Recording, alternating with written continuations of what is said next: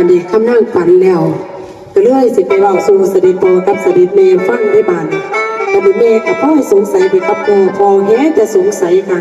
ว่าเป็นอย่างคำนั่งจังอยากสมบัติ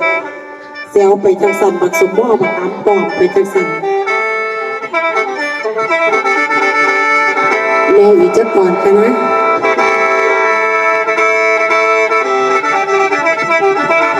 ภาษานี้ดำลาดปัสสาวะหัวใจเต้นได้มองเห็นอาการลูกบ่มีใจปลูกบังหน้าคันว่าดอกก้อยตาการเป็นแม่สาวใสสนมนักกายเนี่ยแม่ก็สอบเบิ่งแล้วบ่มีแก้วแต่ละครั้งคือแสงดาวมองสาวบ่เป็นงูก้อนเด็กกูย่าไล่เด้อย่าลูกตะกอดเมียเอาสายสู้เอาวันตีพ่อแม่บัวเลี้ยสับกับพ่อในใจบ่อยากให้คุบในยานโลกเป็นคือคนว่า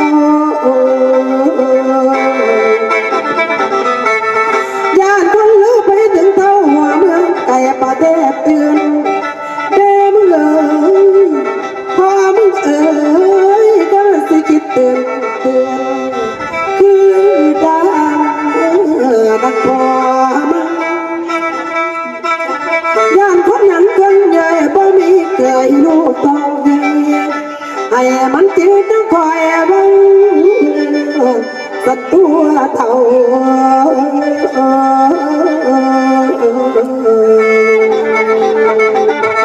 พออีนางสัตว์ตัวเท่าพออีนางน้อง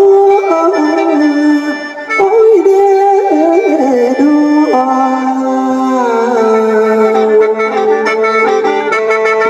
พอมึงอย่าสิหาว่าไปตัวอื่นตัวแดนหลายเพิ่นว่า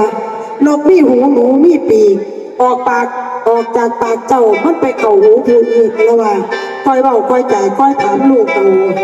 าพ่อกับแม่สู้กันลูกก็ตกใจมาพ่อแม่ถามในบ้าน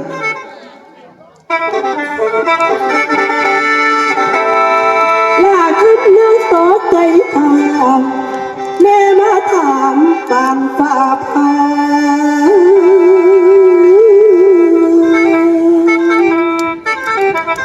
แม่เอ๋ยแม่2-3 เดือนกายมาลูกก็แต่ปลาทำเลยอำไม่แต่ผู้เดียวลูกบ่เคยหลบเลี้ยวไปเกี่ยวกายกับชายได้มาแปลกใจคำนาเกิดตั้งเอาเรือน้ำไหลไหนอยู่อยากสมบักยมยองบักกาม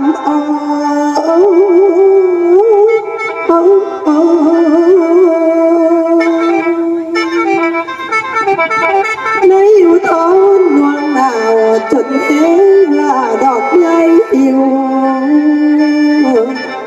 คือสิเป็นตะคิวไก่บ่มีไปเอ้ยสีหัวลืม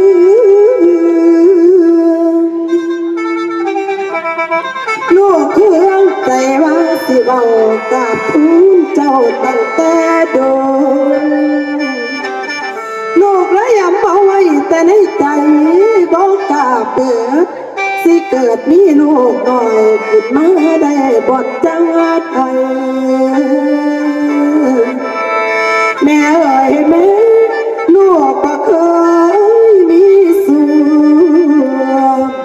ให้ผู้ชายบ่เคยเหยียบคำนางสารภาพเดินบิดาใจอำเภอ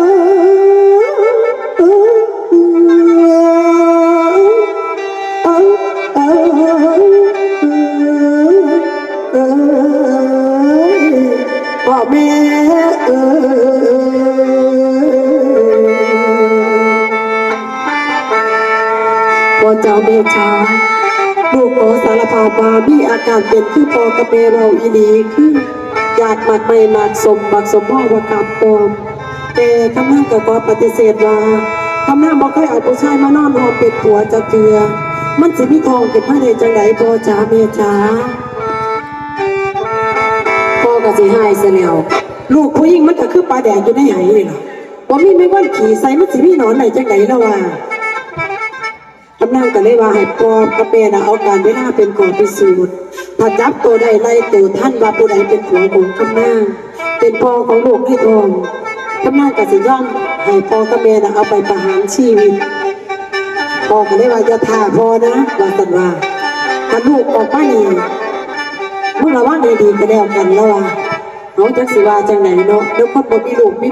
แล้วคนบ่มีผัวมานอนนำแต่ว่ามันมีท้องเนาะอันนี้คือเรื่องเล่าของโคตรซ้ำเป่าได้พี่น้องเด้อ